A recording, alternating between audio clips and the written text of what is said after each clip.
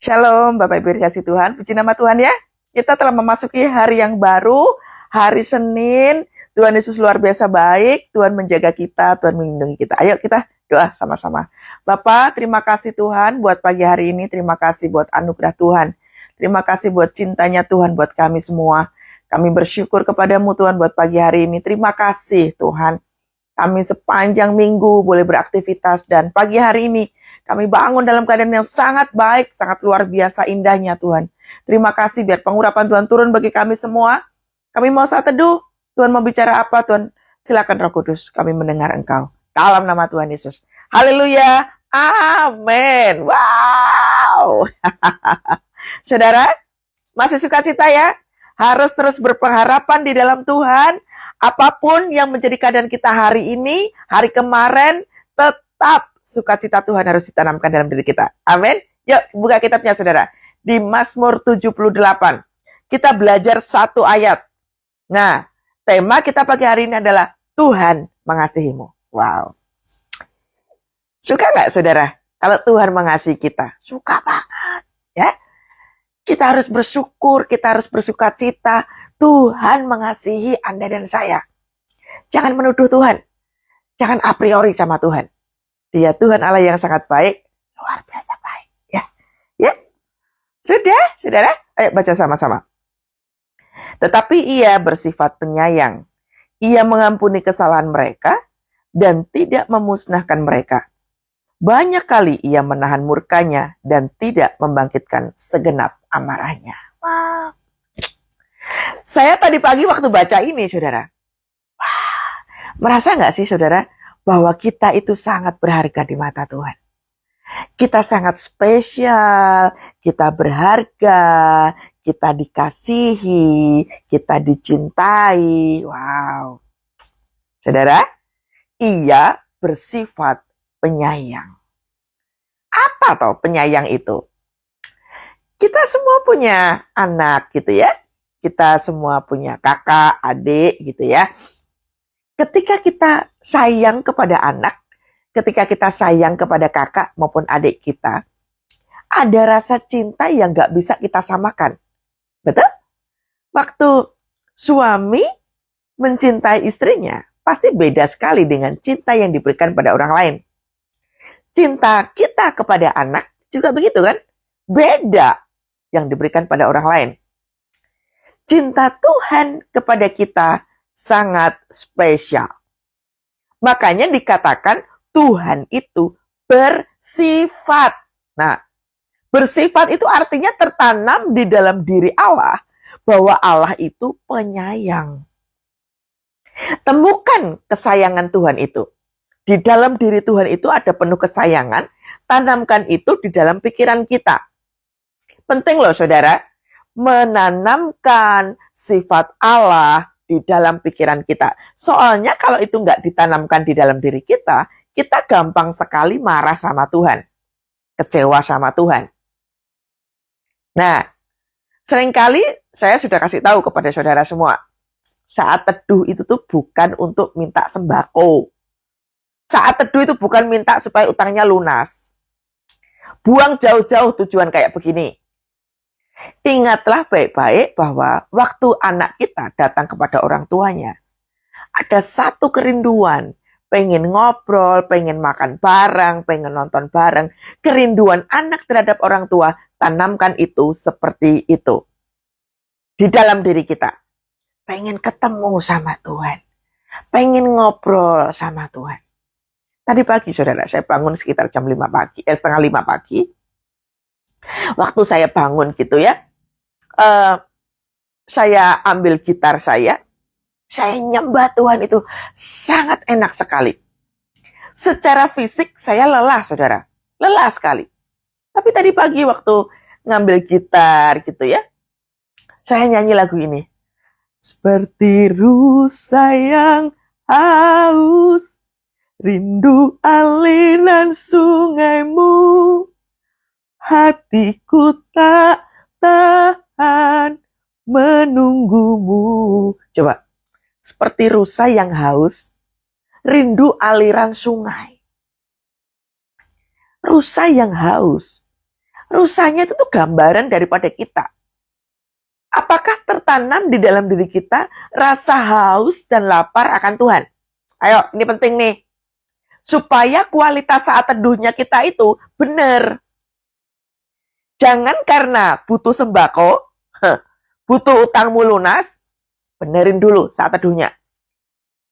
Saya suka pujian yang tadi pagi saya nyanyiin.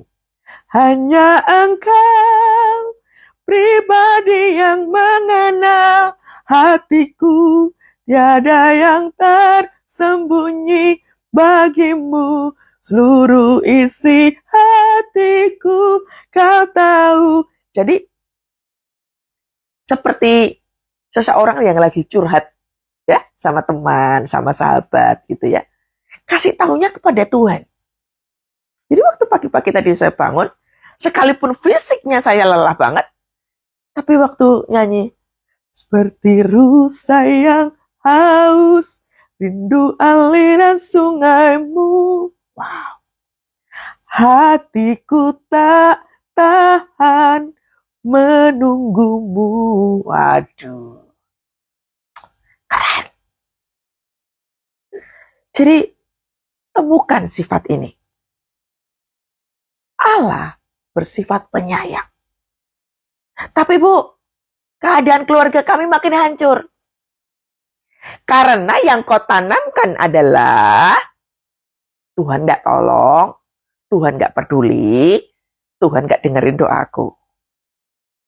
Buang pikiran kayak begini.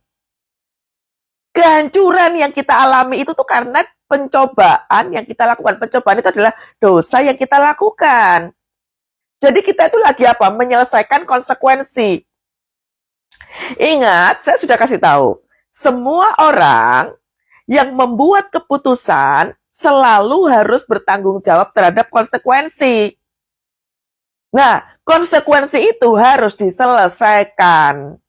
Jadi kalau sekarang ini kita dalam kondisi struggling, kita bergumul, kita nangis, kita masuk dalam doa peperangan, kita lagi menyelesaikan konsekuensi. Satu, yang kedua, kita melakukan instruksi Tuhan. Tuhan maunya apa? Jadi pahami itu. Segala sesuatunya itu ada konsekuensinya. Waktu kita di dalam keluarga, belum ada mezbah doa. Jadi sebelum ada mezbah doa, ada keributan, ada kekacauan, ada perselingkuhan, ada perceraian, karena mezbah doanya tidak ada.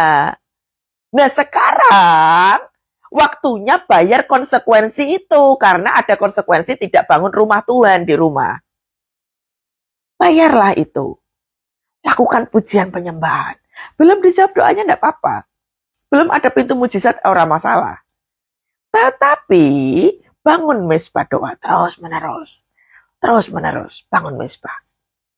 Waktu kita bertanggung jawab menyelesaikan konsekuensi itu, akibat dari kelalaian kita, kebebalan kita itu, Tuhan menuntun kita. Makanya dia bersifat penyayang. Waktu kita nyembah Tuhan, ada hadirat Tuhan yang mengubah kita. Waktu kita meninggikan nama Tuhan, ada hadirat Tuhan yang menguatkan kita. Tiba-tiba jadi suka doa, tiba-tiba jadi suka baca firman Tuhan. Karena dia penyayang, dia ingin mengajar kita. Makanya pola saat teduh itu adalah apa saudara? Murid. Ini waktunya dimuridkan sama Tuhan. Jadi apa yang kita bawa? Doa, pujian penyembahan, ini firman Tuhan. Dia bersifat penyayang. Yang kedua, ia mengampuni kesalahan mereka. Waktu kita lagi bayar konsekuensi akibat kelalaian kita ini, Tuhan tidak hanya menyayangi kita, tetapi ia mengampuni kesalahan itu. Memang betul saudara, dosa kita diampuni oleh Tuhan. Tapi jangan pernah lupa, semua pelanggaran, semua keputusan itu, semua konsekuensinya harus kita selesaikan. Ya sekarang ini, waktu pergumulan dagingmu merasa sangat lelah buat doa, rasanya udah sakit semuanya. Nah, Tuhan mengampuni dosa kita. Tapi Tuhan menolong kita untuk apa? menyelesaikan semuanya itu. Makanya saat teduh itu yang benar. Sekalipun daging kita habis lenyap, namun Dia Tuhan yang memelihara hidup kita. Amin. Dia Tuhan Allah yang memelihara kita. Kasihnya sempurna, saudara. Kasihnya sifatnya kekal. Ia mengampuni kesalahan mereka dan milet. Gak cuma mengampuni, tetapi Ia tidak memusnahkan mereka. Dosa kita tidak hanya diampuni, kita disayangi Tuhan, bahkan kita tidak dibiarkan loh. Dia Tuhan Allah yang tetap konsisten dengan firman-Nya. Sekali-kali aku tidak akan meninggalkan engkau, sekali-kali aku tidak akan meninggalkan, tidak membiarkan, tidak meninggalkan. Tuhan konsisten loh sama janjinya. Nah sekarang tinggal kita konsisten gak untuk mengasihi Tuhan? Kita konsisten gak untuk melakukan doa pujian penyembahan? Kita tekun gak melakukan firman Tuhan ini? Ada bagian Tuhan, ada bagian kita. Allah konsisten dengan apa yang diucapkan. Makanya Dia penyayang, Dia mengampuni, Dia tidak memusnahkan kita. Kita tuh spesial loh di mata Tuhan, saudara. Jadi, tanamkan itu di dalam isi kepala kita. Bahwa Allah itu bukan yang kita tuduhkan. Gak tolonglah, gak pedulilah. Tuhan kok biarin kayak gini, padahal udah melakukan banyak. Saudara, segala sesuatunya itu, Tuhan tahu yang terbaik. Waktu Tuhan itu sempurna. Jadi tidak usah takut. Sekalipun pintu mujizat belum terbuka, ingatlah, Dia penyayang. Percayalah saudara, Anda gak akan mati kok. Gak akan mati, gak akan sia-sia, gak akan gak akan kekurangan apapun. Gak usah mikirnya, gak usah terlalu jauh-jauh. Kita semua akan baik. Makanya ikutin aja tuntunan Tuhan itu, ikutin. Kalau kita gak ikutin itu tuntunan Tuhan, susah saudara ya. Ia bersifat penyayang, Ia mengampuni kesalahan kita, Ia tidak memusnahkan kita. Dosa kita udah terlalu banyak. Tapi coba, Tuhan tuntun kita, bentuk kita lagi. Hidup kita tuh udah ngawur. Udah gak pernah doa, gak mau pelayanan, enak-enakan. Ya. Sekarang lagi dibentuk sama Tuhan. Lah waktu dibentuk itu, memang gak enak.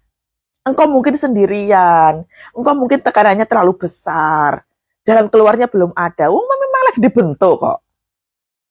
Saking sayangnya Tuhan terhadap kita, supaya apa? Supaya kita tuh nggak salah-salah terus. Dosa lagi. Nah, masa proses aja masih teriak. Berarti memang belum selesai. Cara prosesnya kita tuh belum diselesain sama Tuhan. Jadi kalau waktu Tuhan itu belum selesai, ya belum. Pokoknya intinya kalau belum selesai, ya belum. Protesnya berhenti dulu. Ya, banyak kali Ia menahan murkanya. Lihat, Tuhan itu sebenarnya bisa murka sama kita loh, saudara.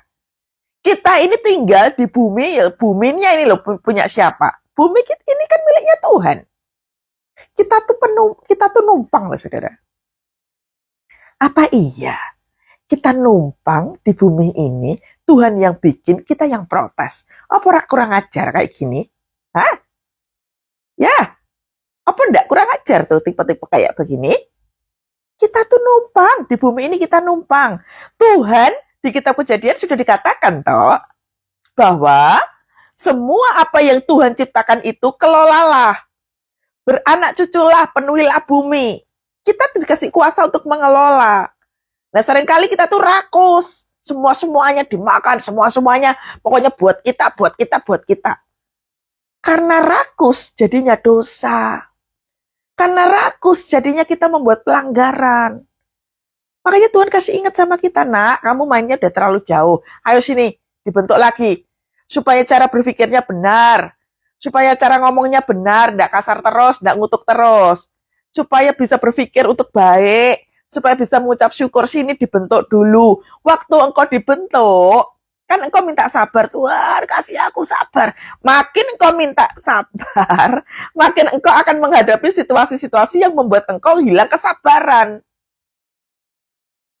Orang pengen jago matematika, apa iya tesnya adalah tes IPS? Mau pengen jago matematika kok tesnya tes IPS? Yuk beda toh. Anda pengen jadi dokter, tapi tes yang diikutin tes sekolah administrasi. Yo apa yo iso? Nggak bisa kan? Ya sama, saudara. Kehidupan kita sehari-hari ini, Anda mau dijadikan Tuhan apa? Yaitu prosesnya, yaitu tesnya. Jangan teriak terus. Amin. Ia tidak, banyak kali ia menahan murkanya. Seharusnya Tuhan itu punya hak untuk murka sama kita, saudara. Wong kita kurang ajar kok. Tinggal di bumi, teriak-teriak terus. Marah-marah terus. Protes terus. Kita yang mencuri punyanya Tuhan. Kita diberkati Tuhan, tapi kita suka mencuri. Kita diberkati Tuhan, tapi suka menipu. Kita diberkati Tuhan, tapi mau selingkuh. Kita diberkati Tuhan, tetap aja dosa terus dilakukan. Yo pantas, kalau sekarang tekanannya besar. Karena apalagi diproses. Supaya nggak kejauhan. Itulah bukti Tuhan mengasihi kita. Anakmu kena flu, beli noai es krim terus menerus. Apa enggak orang tua yang ngawur? Orang tua yang sedeng. Anak flu beli no es krim terus. Anda mau tak dijadiin kayak begitu? Enggak kan? Ikuti saja prosesnya. Protes itu tuh pertanda bahwa engkau nggak kenal Tuhan. Protes itu pertanda bahwa engkau nggak kenal sama sekali kekristenanmu. Makanya disebut dengan Kristen KTP. Kenapa Kristen KTP? Cuma tulisannya Kristen. Tapi nggak kenal siapa Tuhan kita. Tanamkan itu. Dia penyayang. Dia sangat mengasihi. Dia mengampuni. Dia menahan murkanya. Terus disitu dikatakan bahwa dia menahan beribu-ribu kali kemurkaan Tuhan dalam hidup kita. Enak loh saudara. Coba kalau rumah kita dilepaskan tsunami sama Tuhan. Apa kelelep? Enggak kan? Tuhan tidak membiarkan kita ini kelaparan. Tuhan nggak membiarkan kita ketakutan.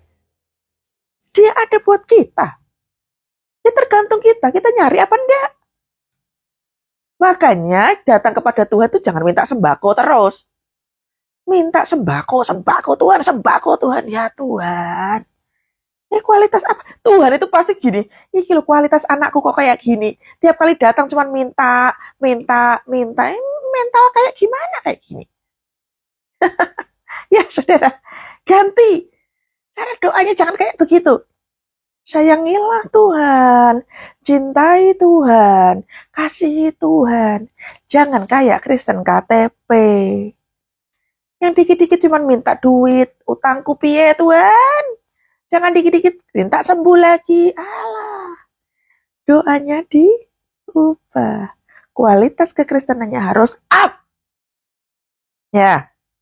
Dan tidak membangkitkan segenap amarahnya. Tuhan itu panjang sabar. Panjang sabar buat kita. Kitanya yang dablek berkali-kali. Susah ngucap syukur. Ngutukin orang terus. Marah. Nggak pergi ibadah. Ayo kemarin yang pergi. Nggak pergi ibadah mana?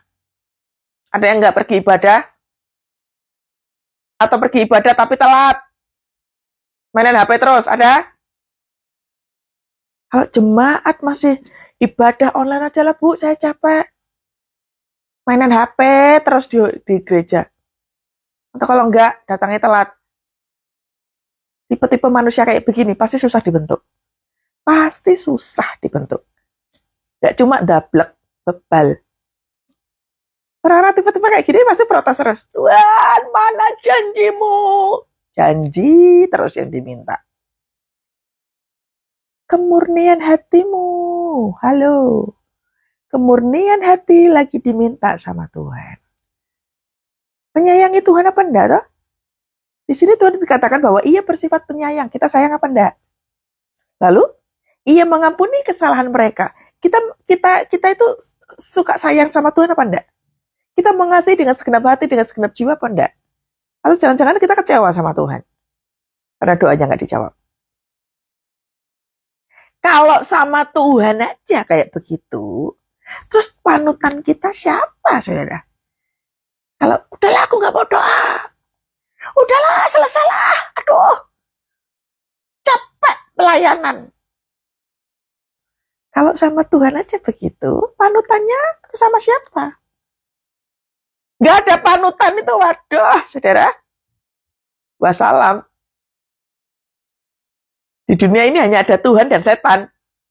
Kalau sama Tuhan kita nggak tunduk, engkau tunduk sama setan. Setan yang ada dalam dirimu pakai pikiran sendiri, pakai kekuatan sendiri, pakai pengertian sendiri. Satu kali kemarin, kapan hari saudara, ada salah satu anak itu keluar dari sebuah pelayanan. Saya tanya, kamu kenapa keluar dari pelayanan? Saya sakit hati. Udahlah, saya nggak bisa berada di situ. Saya mau melayani di tempat yang ini aja. Saya bisa kok, saya akan tekun. Alah, kalau untuk urusan hati saja engkau nggak beres, engkau mau pelayanan di mana? Kalau untuk urusan hati aja engkau nggak beres, mau pelayanan dimanapun engkau tetap hatimu nggak beres. Di dalam keluarga kalau hatimu nggak beres, engkau nggak bisa menangin siapapun. Makanya kenapa pasangan nggak mau ngikutin kita, anak-anak nggak mau ngikutin kita, kenapa? Kitanya belum jadi contoh, belum beres semua-semuanya. Ya sama seperti si orang ini. Saya nggak mau pelayanan di situ. Hati saya sakit, hati saya terluka. Saya pindah aja. Kamu mau pindah gereja kemana? Wah, persoalannya itu ada di hati kamu. Ngeyel. Enggak, saya mau sekolah pendeta. Saya mau pelayanan di sini. Nggak segampang itu, Bambang. Emang dipikir pelayanan gampang gitu. Semua itu berasal dari sini. Hey, nggak usah bermimpi mau jadi pendeta besar. Nggak usah bermimpi jadi apa, hamba Tuhan yang dikenal. Faceless, nameless. Dimulai dari keluarga dulu. Kalau di dalam keluarga saja, hatimu masih pahit, hatimu masih suka kecewa, di luar jauh lebih parah. Semuanya itu tuh dari keluarga dulu. Amin. Ya.